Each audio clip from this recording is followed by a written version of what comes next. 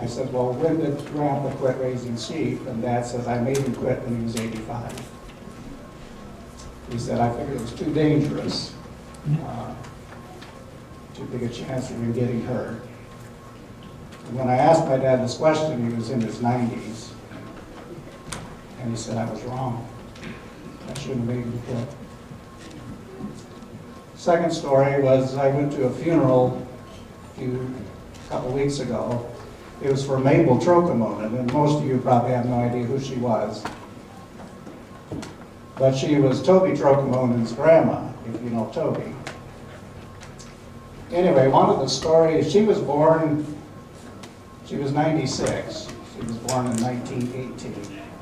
Just at the end of the war, the end of all wars, the beginning of the plague that wiped out millions. It was a really tough time to be born. My dad was born 6 months later. And the life expectancy of a woman at that time was, I think, 50-some years old. So she made it to 96, so she really beat the odds. One of the stories they shared was when she was 5 years old, she was actually, I think, the youngest of 12 kids. And she and her older sister, who was 7 at the time, were playing. Their dad was working on the car, and they were playing around there. And nobody really knows what happened, but the car backfired, I don't know, gas spilled, and both of the girls got gas on them and caught on fire.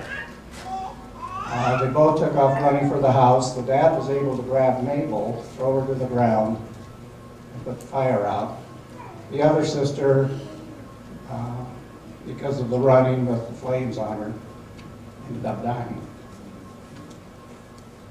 And the son-in-law who spoke said, and today Mabel saw her sister for the first time in 91 years. Afterwards, at the meal, one of an older neighbor of mine who's about 78 talked to the family, and he said, I'm glad you told that story. He said, our parents told us that when we were kids. And he said, it was always this tragedy that had taken place, and now it doesn't seem so tragic. And I was thinking about it in my own little mind, and I thought, yeah, Mabel gets to heaven, she sees her sister, and her sister says, so good to see you, let's go, let me show you what's around here, and oh, by the way, I'm sorry it took you 91 years to get here. So the point, and I've been listening to a lot of you have been speaking and talking about second chances and what do you do when you screw up. God still speaks. And what he has been speaking to me lately is, don't count me out too soon. Don't call the game before it's over. God has promised to do things, and he will fulfill his promise. And his deadline and our deadline are two separate things. I remember years back when I screwed up, and I just told God it was over. I was done. I was disappointed in him.